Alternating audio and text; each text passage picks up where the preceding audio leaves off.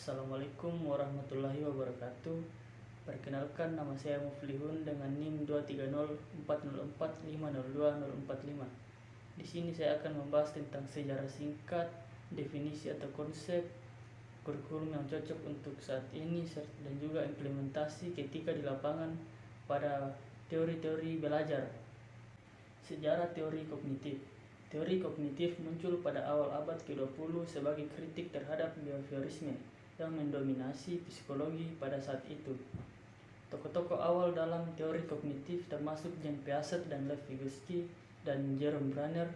Mereka berpendapat bahwa belajar tidak hanya tentang pengkondisian stimulus respon, tetapi juga tentang proses mental internal seperti persepsi, perhatian, ingatan, pemecahan masalah, dan pemikiran.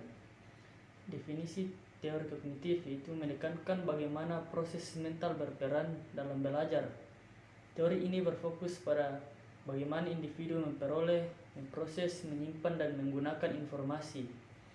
Menurut teori kognitif, belajar adalah proses aktif di mana individu membangun pengetahuan dan pemahaman mereka sendiri melalui interaksi dengan lingkungan mereka. Teori kognitif telah memiliki dampak yang signifikan pada pendidikan. Berikut adalah beberapa contoh bagaimana teori ini diterapkan di lapangan. Pertama, pembelajaran berpusat pada peserta didik.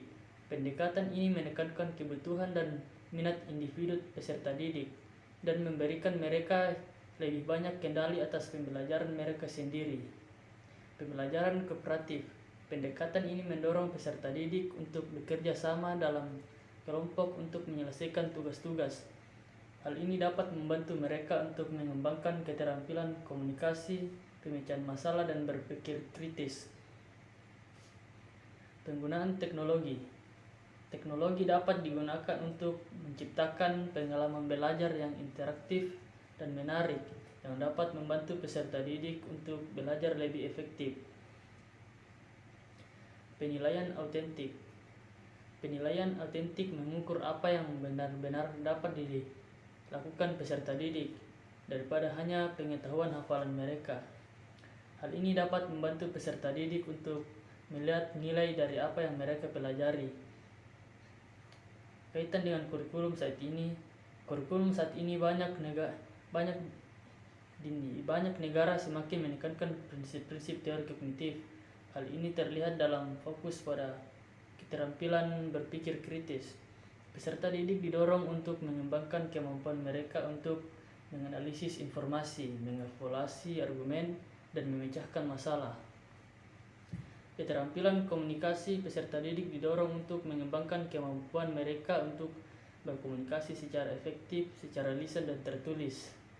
Keterampilan kolaborasi. Peserta didik didorong untuk mengembangkan kemampuan mereka untuk bekerja sama dengan orang lain untuk mencapai tujuan bersama. Sejarah singkat teori konstruktivisme. Teori konstruktivisme memiliki akarnya dalam filsafat dengan tokoh-tokoh seperti John Dewey dan Lev Vygotsky. Dewey menekankan peran pengalaman dalam pembelajaran, sedangkan Vygotsky berfokus pada pentingnya interaksi sosial dalam membangun pengetahuan. Pada abad ke-20, teori konstruktivisme mulai diterapkan dalam pendidikan. Tokoh seperti Jean Piaget dan Jerome Bruner mengembangkan teori belajar konstruktivistik mereka sendiri yang berdampak besar pada praktik pedagogis. Adapun definisi teori konstruktivisme.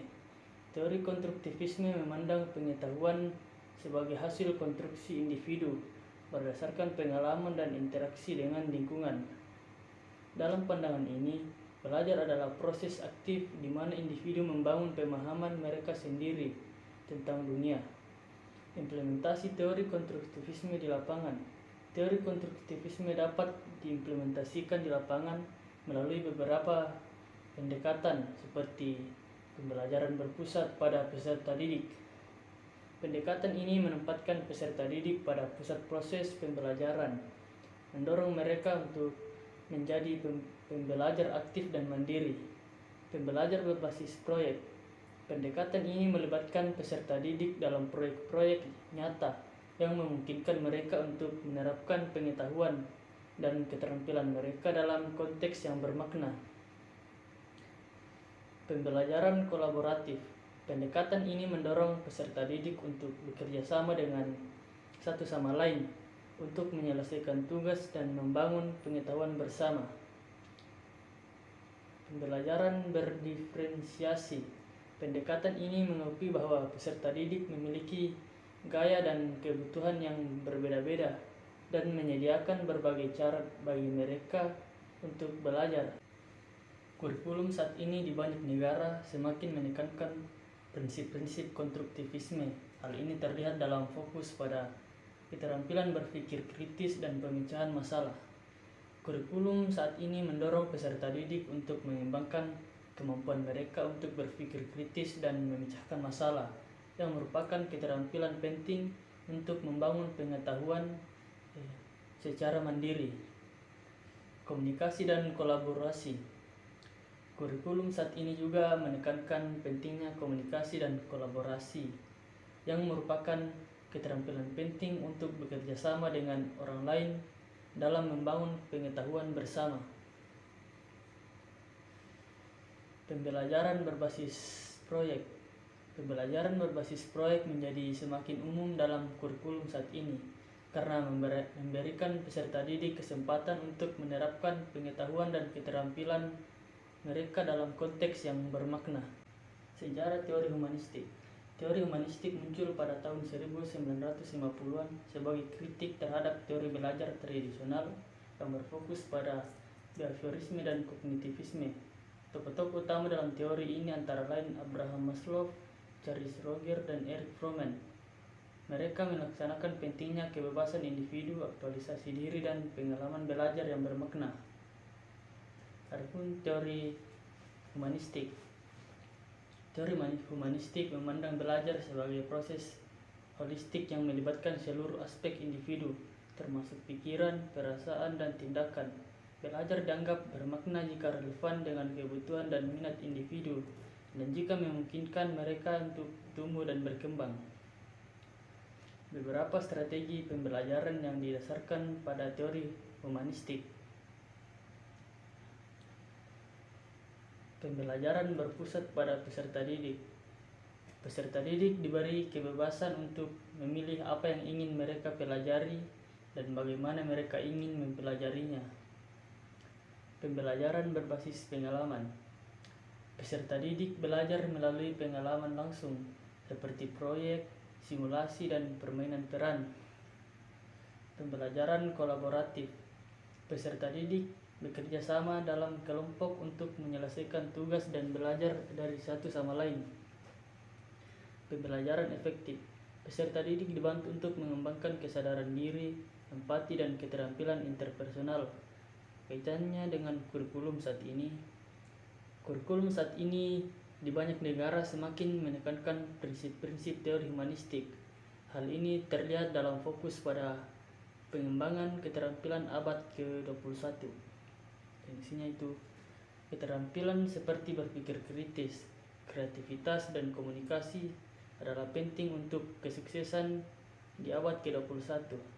Teori humanistik menekankan pentingnya pengembangan keterampilan ini melalui pembelajaran yang bermakna dan berpusat pada peserta didik. Belajar sepanjang hayat. Teori humanistik memandang belajar sebagai proses yang berkelanjutan sepanjang hidup. Kurikulum saat ini semakin menekankan pentingnya belajar mandiri dan motivasi diri untuk belajar. Penilaian autentik. Penilaian autentik berfokus pada pengukuran pembelajaran yang bermakna dan berpusat pada peserta didik. Teori humanistik mendukung penggunaan penilaian autentik untuk menilai kemajuan peserta didik.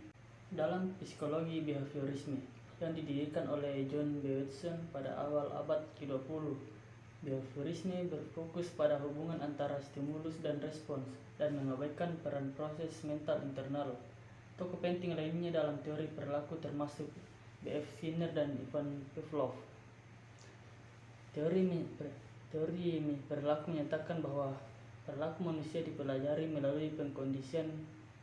Pengkondisian diklasifikasikan menjadi dua jenis utama.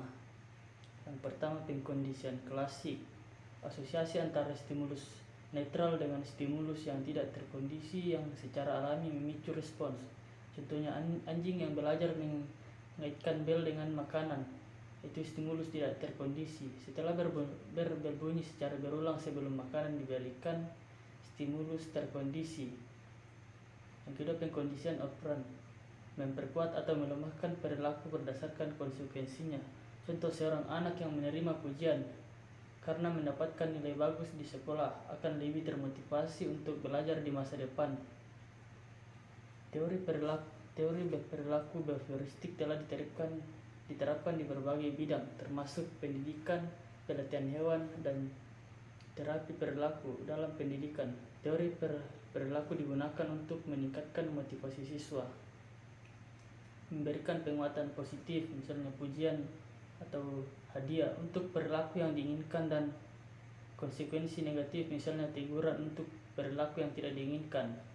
Membentuk peringatan perilaku baru, menggunakan teknik seperti pemodelan, training, dan prompting untuk membantu siswa mempelajari keterampilan baru. Mengubah perilaku yang tidak diinginkan, menggunakan teknik seperti time out, extension, dan differential untuk mengurangi perilaku yang tidak diinginkan. Meskipun behaviorisme bukan satu-satunya teori yang mendasari pendidikan saat ini, prinsip-prinsip masih banyak digunakan dalam kurikulum saat ini. Contohnya, penekanan pada pembelajaran yang berpusat pada siswa. Siswa didorong untuk mengambil peran aktif dalam pembelajaran dan menerima umpan balik yang konsisten tentang kemajuan mereka. Penggunaan strategi pengajaran langsung. Guru menggunakan teknik seperti demonstrasi, pemodelan, dan latihan untuk membantu siswa mempelajari keterampilan baru.